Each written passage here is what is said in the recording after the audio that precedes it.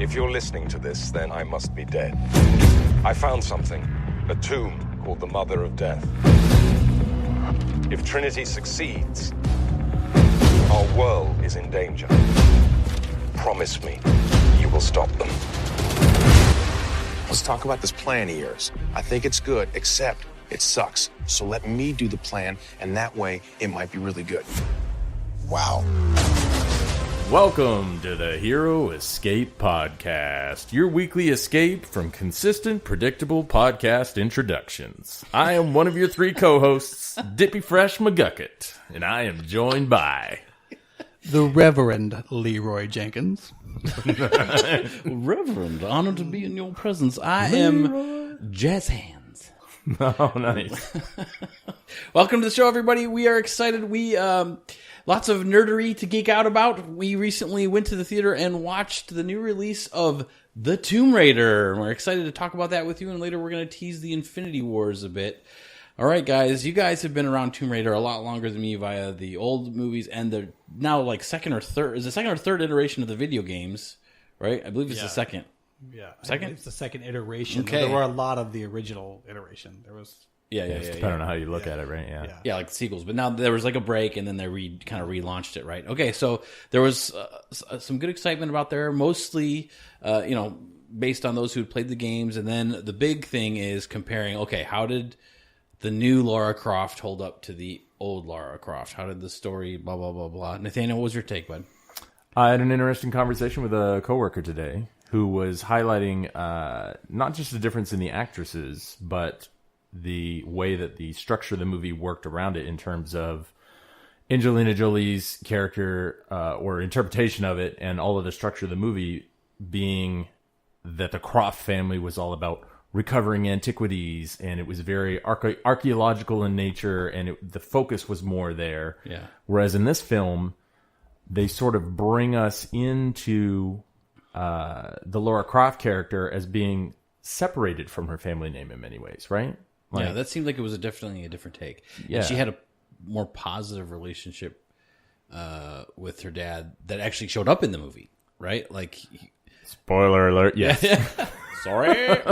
Yeah, but no, you're right. Like it was an interesting switch. So they open the film with her sort of like her father has already disappeared. He could be dead for all she knows, and she could be taking her inheritance, but she's basically refused, and she's stubbornly living out her life as a delivery person, a bicycle delivery person. Yeah.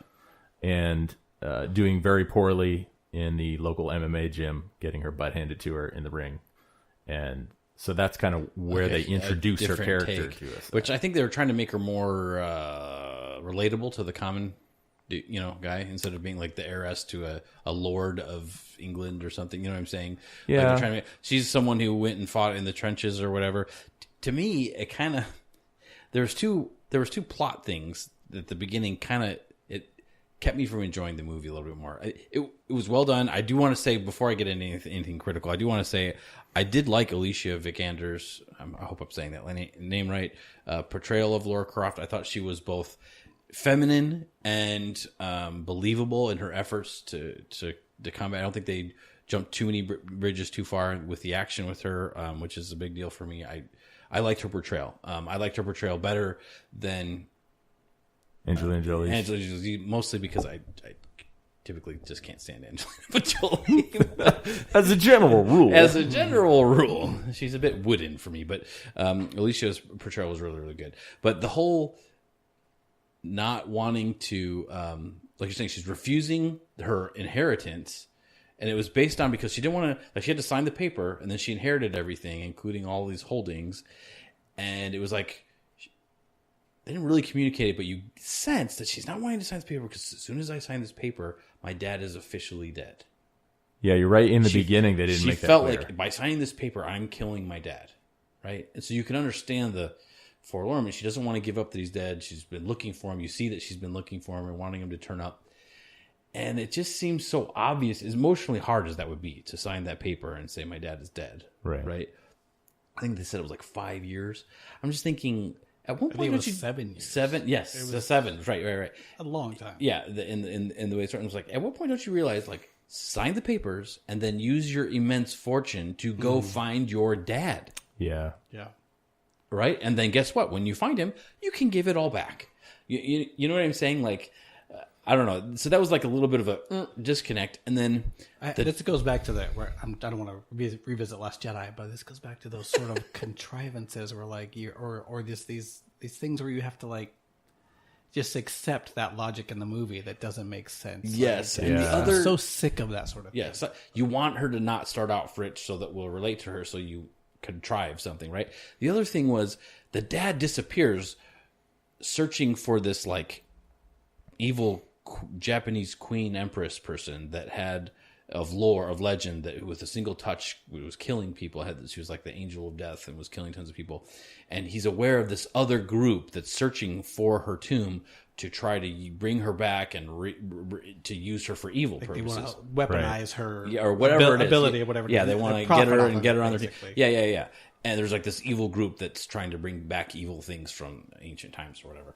And the dad is trying to stop them. And he's like, I've got to find it first.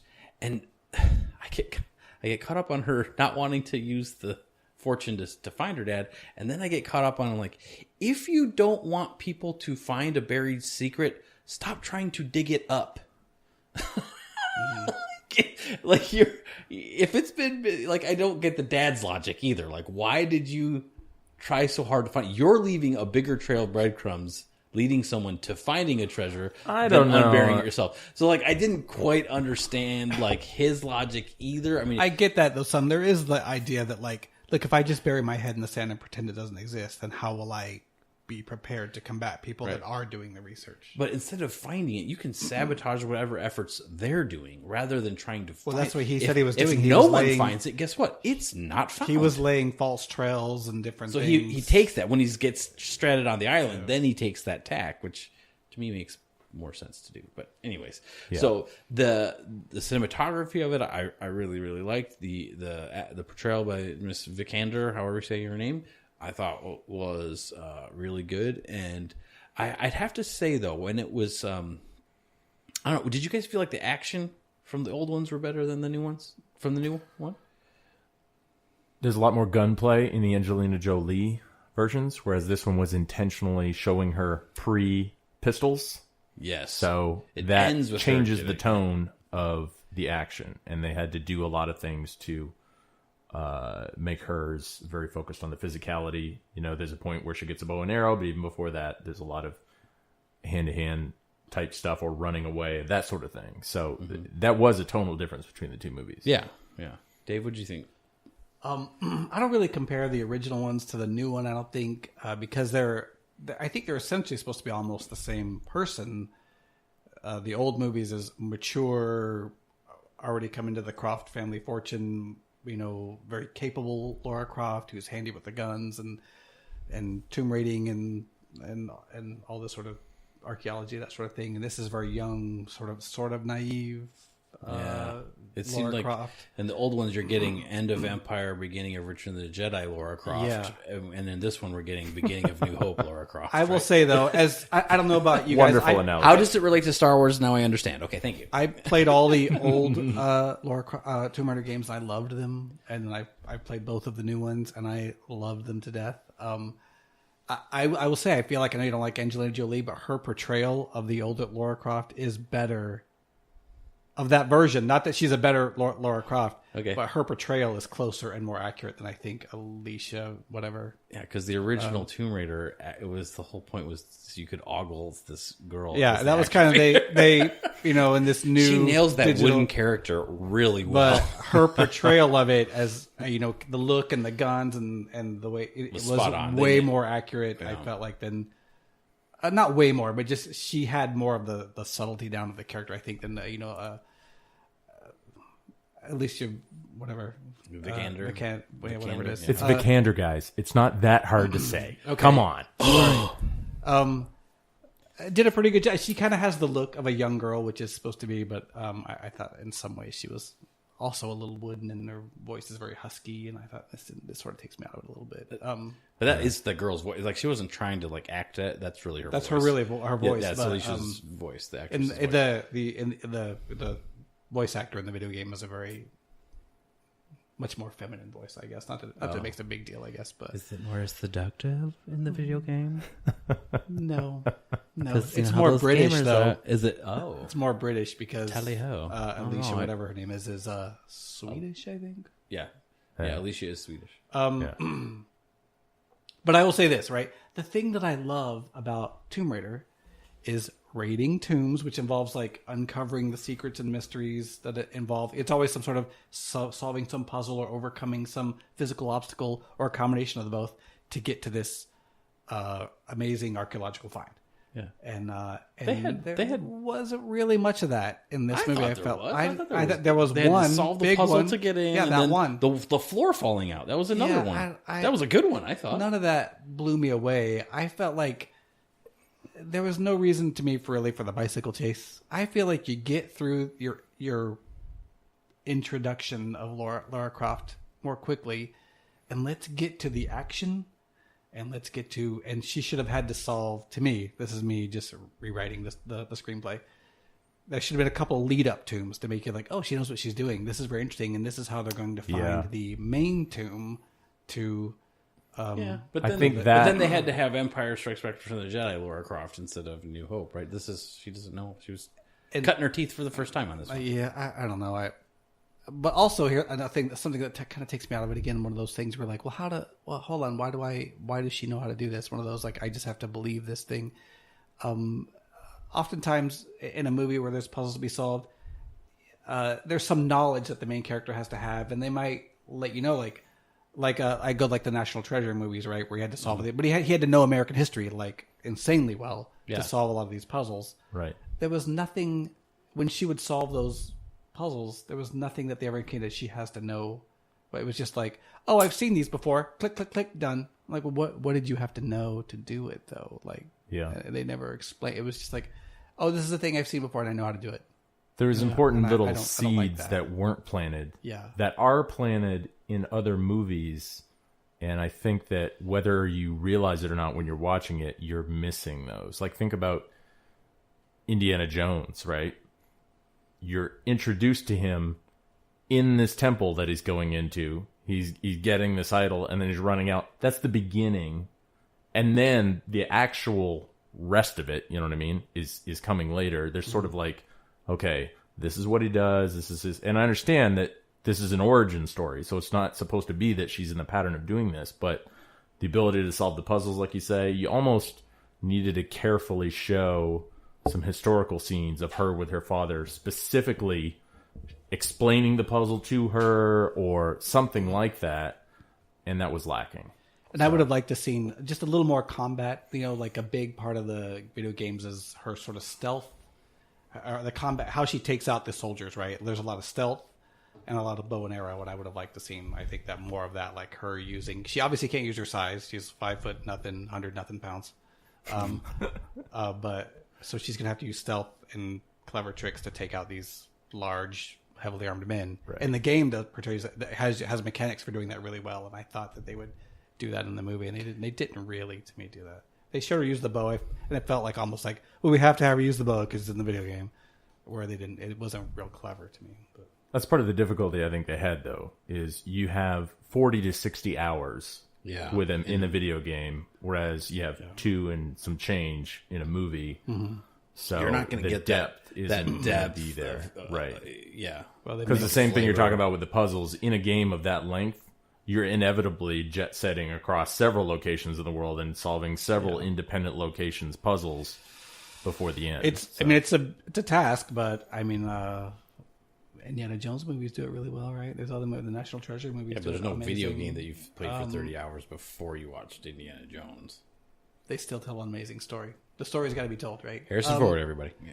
So if for somehow George this, Lucas, if this magically makes it to the ears of Hollywood people, so I don't know if anybody's ever played the Uncharted series of games. They're amazing. They're sort of along that same vein. He solves riddles or mysteries of historical or archaeological origin and to find something historical or some historical artifact.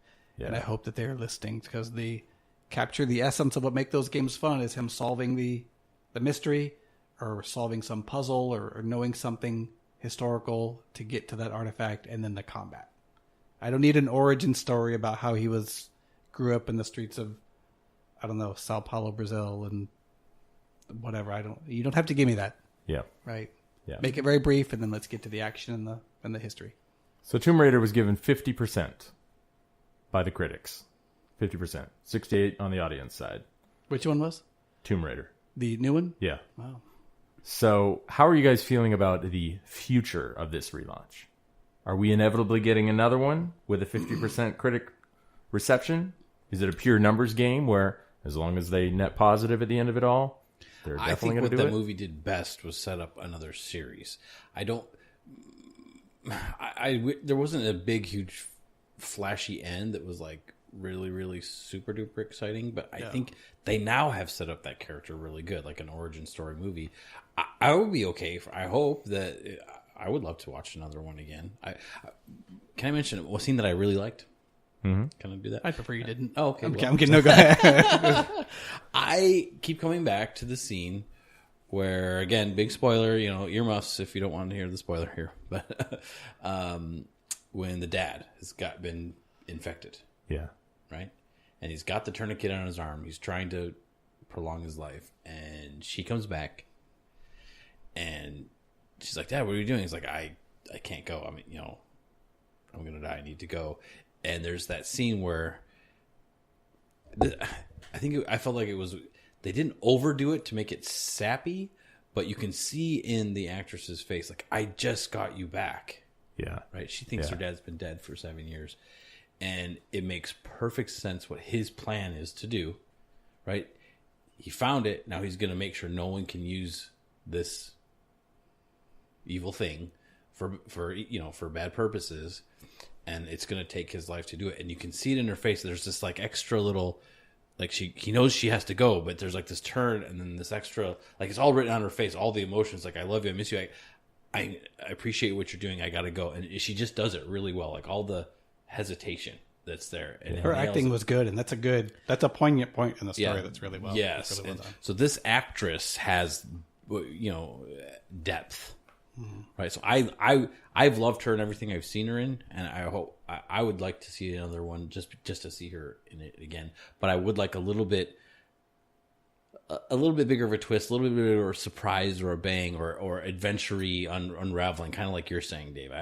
I'd like to see that. Now, getting to what you were saying, Nathaniel, on the ratings, should we give our ratings for the movie, like out of 10? What we would give it? Okay. I think because it's some of the points I've already said, I give it a 6. I would give it a 5. Yeah. Yeah. Okay. Nathaniel? I'll say 6 as well, just purely based off the fact that it wasn't terrible. You didn't walk away thinking that was really bad or they did something. It just wasn't great or even into the good range, really, in the way that it could have been. Yeah, like it was 2 hours, whatever. I enjoyed myself. I give it a 6 rather than a 5 just because I'm open and would be reasonably excited to watch another one. So I'm going to give it I would be excited to see another one, too. I don't know. Their source material are the new 2 Tomb Raider games. This movie is kind of a mashup of the story. Mm-hmm. They've taken elements of the first game and elements of the second game and mashed them all up. So I don't know if they're going to try to stick with source material. There's no third game to pull a movie from unless they're going to write one all over. What do we do, guys? We can't come up with original stories. Yeah. This is Hollywood. Yeah. We're screwed. Yeah. I'm pumped for a second one for the very reasons that you brought up about this one, which is not enough of the puzzle solving and various locations, whereas when you have a second movie, you no longer have to do your origin story, any of that intro treatment. You can immediately bring us into... Yeah, hopefully it can go snap, snap, snap. That's what... Yeah, exactly. Yeah. So that is one of the big... You don't want to see another bicycle chase that has no point to the story? Well, it had the little foxtail bouncing up and down when the way they had the camera angle. It looked like she was wearing it for a while. It was kind of cute. Real highlight. just- Real highlight there. Yeah, I don't need it either. Closest we're gonna get to Squirrel Girl on screen. Oh, You haven't seen Infinity War yet, so Who knows? Speaking of Infinity War, another trailer dropped, and man, was it awesome! yes. Okay, mission accomplished with that trailer. The whole point of a trailer is to get people excited for a movie. We just watched it, again before starting this podcast, and I am so pumped for Infinity Wars. Okay, so one of the most exciting things is I've been totally looking for is seeing Chris Pratt as Star-Lord talking to Iron Man. Those are both like, Yes, high ego. so much gravitas type people, and they're just like, okay, it's a nice plan, but it's terrible. It's terrible. How about I make the plan so that way it can be good, right? in total Chris Pratt fashion, like with this innocent, nice face, and Drax is just watching, almost like Chris Pratt's like, okay, let me handle the humans. I'm from this planet. I know how to do this, right? It's such an epic failure. And Tony Stark's like, wow, really, dude? Like that alone, I will watch this movie probably twice just to see that interaction alone. But then, of course, that's not all that there is too, right? yeah. The other scene that gets me every time is where you see Captain America Oh yeah, bracing and catching Thanos' one hand. yeah. Two of Cap's hands to one of Thanos' hands. Thanos is this big, people, okay? And you see on that Infinity Gauntlet, he's already got 2 stones, Dun dun dun. okay? And you see Captain America, he's bracing, and the way he makes that face, and you quick flash to Thanos, and Thanos is a little bit shocked maybe by the resistance that a little plebe like a human like Captain America is resisting to him. I am terrified that Captain America is not going to live past this movie. I feel like Totally he's gonna live past terrified. this movie, but well, I don't. I mean, I have no spoiler. This is not a spoiler. I'm just that scene makes me think they want us to think he's going to die. And I also am curious what's going on in that scene because Thanos is like Hulk or higher level strength. He can swat Captain America into a stain if he wants to on the ground, and the fact that Captain America is resisting it. Is Captain America got something else going on for him, like maybe an Infinity Stone, or is Thanos just messing with him? Like or maybe he was just reaching to grab him. He's like, "Whoa, you're." Yeah, I don't know. actually able to resist me. Let me say, I am so impressed by the way they're able to create Thanos. And what's the guy's name again that's doing the voice? Josh Brolin. Josh Brolin. They are bringing some weight and power to that role. Oh yeah. DC, pay attention, please, for whatever you do next, because Steppenwolf did not have that at all. Yeah. Thanos is like, when he's on screen, I am wrapped. I am like, Oh, yeah. Okay, that was the other exciting thing, because the trailer starts and you hear a lady's voice. You find out that it's Gamora speaking, because remember, she's daughter of Thanos, Right. like trained assassin, most deadly woman in the galaxy. And she's describing him. Look, he's got one singular purpose since I've known him, and that was to collect all the Infinity Stones so he can wipe out half of life in the universe. And if he gets these Infinity Stones, he can do it like that with a snap of the fingers. And I love that they say that, because it's source material correct, right? Which I know is Dave's big deal, right? And Get it right. I think we've said this before in previous podcasts. Thanos actually does that. Yeah, in the comic. Yeah. So they wipe out half the people are rather indiscriminate. They're, like, he intentionally kills like his own dad, and everybody else is just a random 50-50. And so the Infinity War starts, and they're like, wow, most of these people just died and dropped dead and disappeared and whatever. And you see a big scroll of even the known superheroes that gone. They're not going to be in this storyline series, right? Yeah. And I will say, one of those people that was killed was Black Panther. Really? Yes. Well, I wonder if there's a substitute now, because I have been reading and I've noticed that Hawkeye is nowhere to be found on the poster. He's not. I haven't seen him in the trailer. That'd be a real bad move, I feel like, though. To tip your hand that way by not having him on just because he gets killed or something. You know what I mean? Like, it's just a weird decision. It's real odd that he's not showing up. It's almost like, it almost feels to me like someone saying, "Oh, we forgot to call Jeremy Renner to have him be Hawkeye in the movie." Well, Yeah. I can't come in for the photo shoot, guys. Too bad there's not like computers or something that we could use as previous images. The That technology's not there. It's not like we're getting erasing a mustache, people. I tell you what else really impressed me about this is if you think back for any length of time about the various movies that you've seen where it's a consistent theme that they'll release a teaser, you'll start to get excited because the teaser is exactly what its name implies. It's giving you just enough to get you excited. And there's so many experiences that I've had, at least, where then they release a longer, full-length trailer, and it dips a little bit. Like, there's a little bit of, now I've seen more of what's going on. Somehow I'm less interested. This was the polar opposite. Yeah, it I'm ramped way more excited. up. It's like the more you see, the more you want to see more, the more impressive it is, which just reinforces that the hype is justified. Yeah. You know what I mean? Yeah. I'd be curious to see. So I was just reading that Justice League is the poorest received, lowest money making DC cinematic universe movie. It made money, but it's made less That's than the the other. lowest of the four, I think, whatever, 4 or 5. Lower than Suicide Squad. Huh? Yeah, supposedly. Yeah, that's what I was reading. It's Wow. the lowest. Now, But it had to deal with the other if you, stinking so if bad. you don't know this already, the Infinity War tickets are already on sale. I has mine. It already beat it. And I don't know what it is, but I have to feel like this. When I was looking to get my ticket, I was seeing that theaters were already selling out more than a month ahead of the movie comes out. Yeah. So it just it tells me this movie is going to make opening weekend an insane amount of money. I wonder if Yeah. you're going to see maybe a new number one or something because it's going to make so much money. It seems like. 'Cause I wonder if there's somebody out I there. wanted to. Oh, man, I wanted to. I wonder if there's someone who has done the math where they know in the studio we're releasing to this many screens, which means at a theoretical 100% capacity, this is the number. You know what I mean? sure I would somebody has love that to data. know Yeah, that would what be the interesting. percentage of capacity they hit is, because a movie like this stands the greatest chance of high 90 percentile. You know what I mean? Right. Yeah. So there was one other thing in the trailer. They just show a blip of Thor around a bunch of machinery and extending an arm and like a bunch of lightning. And I'm thinking, oh, please, be making Mjolnir again.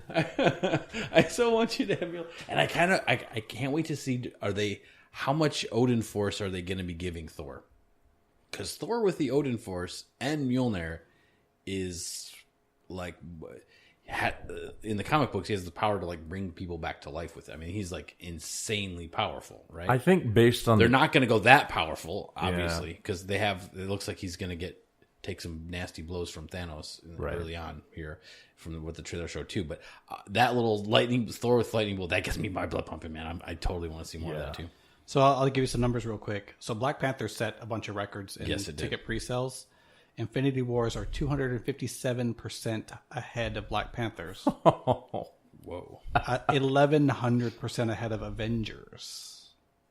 Holy cow. Wow. It is 2.5 times what Black Panthers but are. see, this is it's the- already, I think they're already set to be like a record. It's already broke records for pre-sales for AMC theaters. And this is how winning and victory begets more victory, because Avengers was the first big one, right? And people were skeptical. There's, like me, there's no way they're going to do all the characters justice. Wrong. That movie's awesome, right? And they've repeatedly done good products, so buying a ticket early pays off for those people. Whereas on DC, Justice League, I don't think was that bad of a movie, but what you learned from the DC movies is that they're not good. Batman vs. Superman, Suicide Squad. So then, even though Justice League was probably better than both of those movies, it doesn't do as well because it's being losing begets losing kind of a thing, right? People weren't as excited to watch Justice League because expectations were low. They were low for us. That's a good theory, but here's what I think is really going on. That's nice, little David. Sit down. Throughout all these movies, Kevin Feige has actually been collecting the Infinity Stones himself, and now with the snap of his finger, 50% of the Earth's population will go and see his movie. That's what's happening. That's what's happening. The reality gem.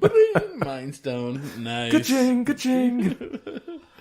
So yeah, this movie's going to make so much money. I think they said Black Panther took 6 days to make $1 billion, something like that. Isn't it ridiculous? We're living in a time where they're measuring how long it takes to make $1 billion. Not to make $1 billion. How Marvel long? is doing that. Other people are Epic failing.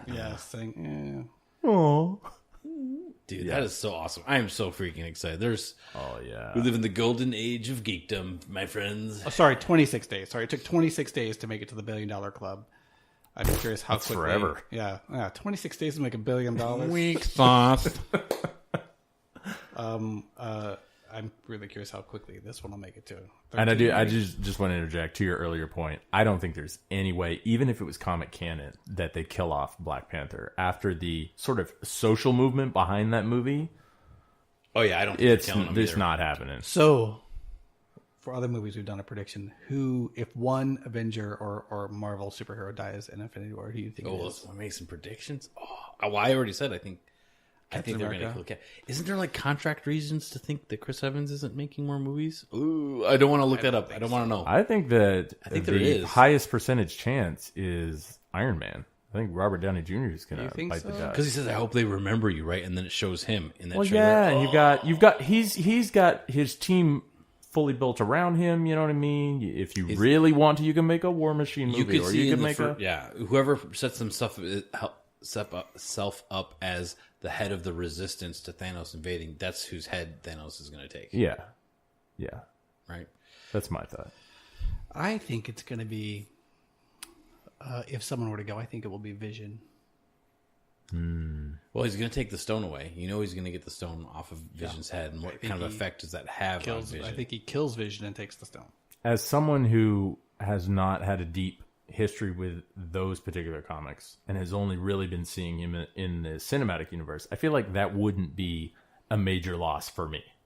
Yeah. You know what I'm saying? He's only just come into his physical form recently, so you're not that attached. Which might make it the intelligent choice, because if nobody dies, then it seems dumb. Like, if he's really that dangerous, people are going to die. You kill someone who's legit, but people get over. Vision's a cool character. The gentleman acting him is doing a great job, but he's kind of one of those nebulous guys. Like, what exactly is your powers? Well, I can do stuff that's cool. Oh, that's a cool power. You know, like yeah, I changed my density, whatever. So that might be a, you know, like you said, you can't kill after all the love that's out there for Black Panther. You can't kill Black Panther, although. Right. That would be cinematically powerful to see him die, because everyone loves him right now. But, right? oh man, that please would don't.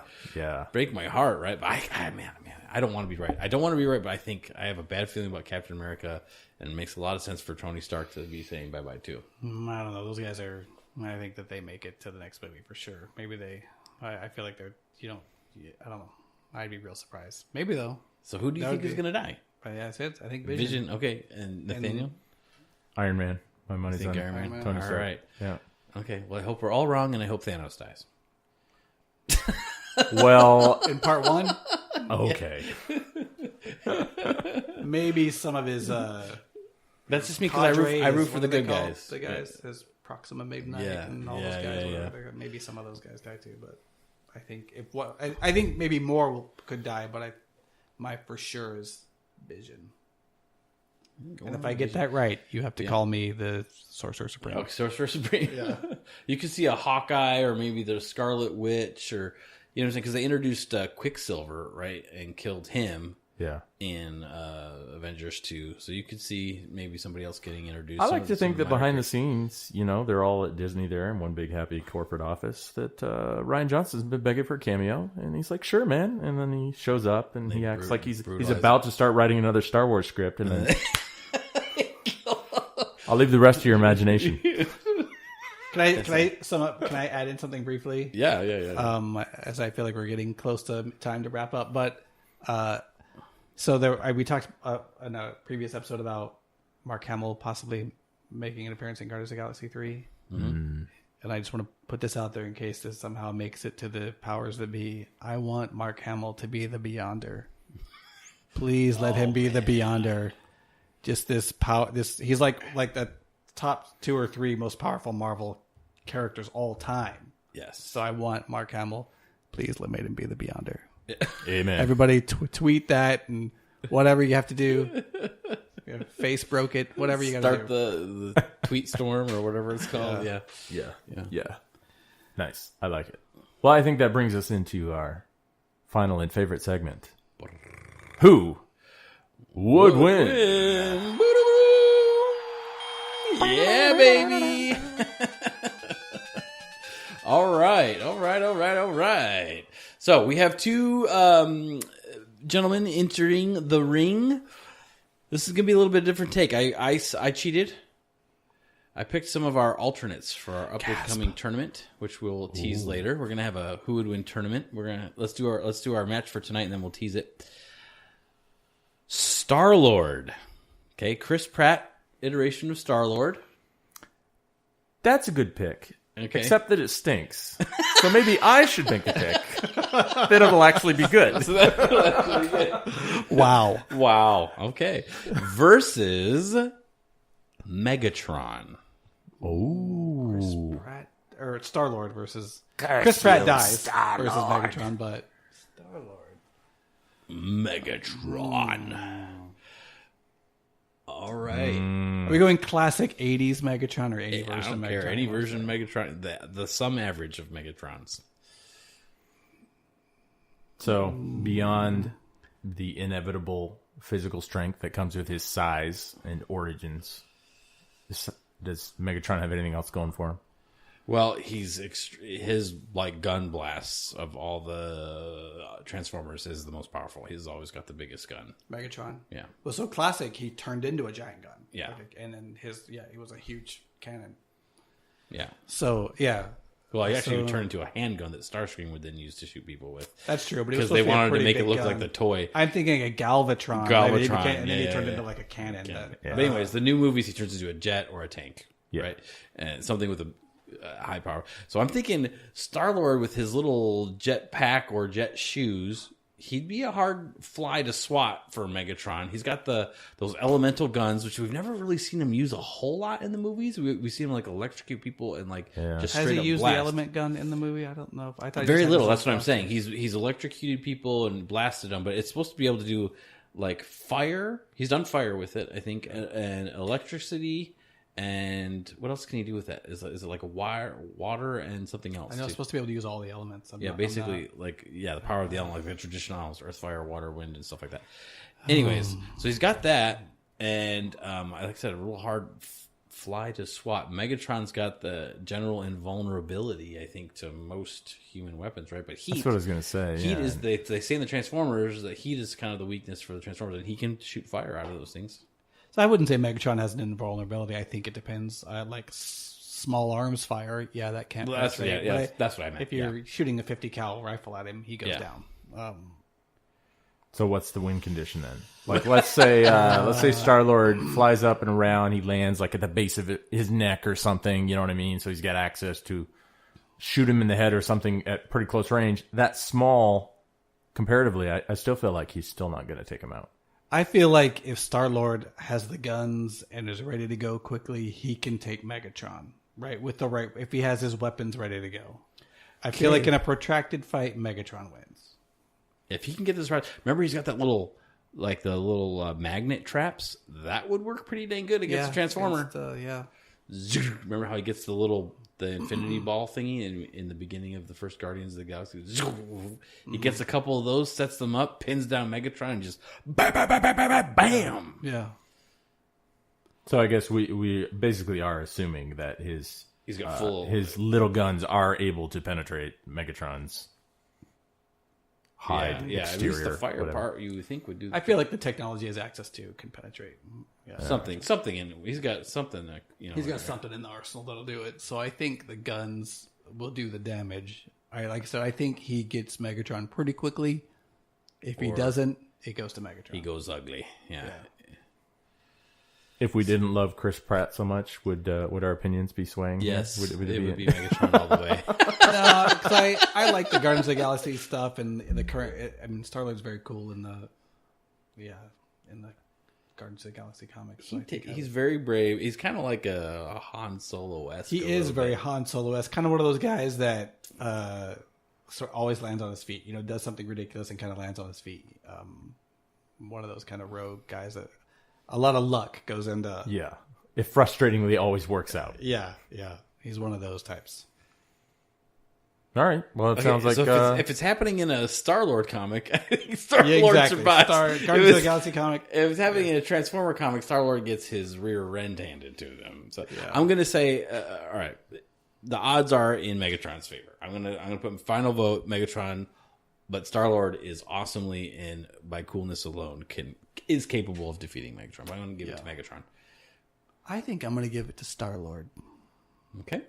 I was going to say 50-50, but now that leaves us at a dead tie. I mean, come on, guys. Because I think I've been watching Transformers for a long time, and as powerful as Megatron is, he's also proven himself to be pretty inept. So I give it to Star-Lord. Dude, Megatron's scary. I don't know what you're talking about. He is scary, but he loses a lot. I will modify my Optimus answer Prime. by saying if the fight is directed by Michael Bay, then Star-Lord wins. How's that? So we'll lean it towards Star-Lord. Okay, I'm happy to have Star-Lord win. I love the guy. Okay. All right, so we got a winner. Star-Lord survives on a heap of ashes and grumbling Megatron is dead. Down falls Megatron, leader of the Decepticons. Okay, so we were teasing you. Guys, in honor of March Madness, we have generated a tournament of tournaments, the Hero Escape Who Would Win podcast. We have taken and made 4 categories. The universe of Star Wars, one for that, one for DC, one for Marvel, and then everything else. We've Like the Flintstones, Jetsons type every time. The Hanna-Barbera brand. the Hanna-Barbera. No.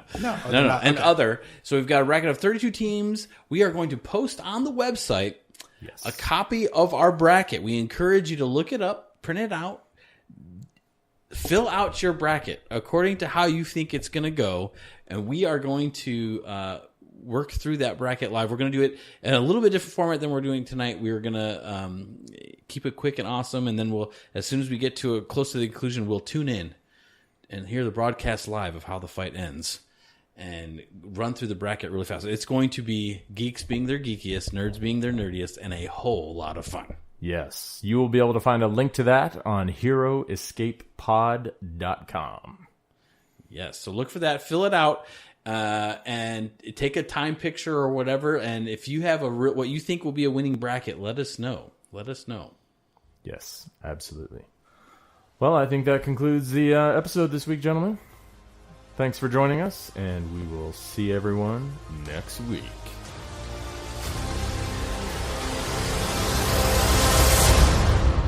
I'm Peter, by the way. Doctor Strange. Oh, you're using your made-up names. Then I am Spider-Man.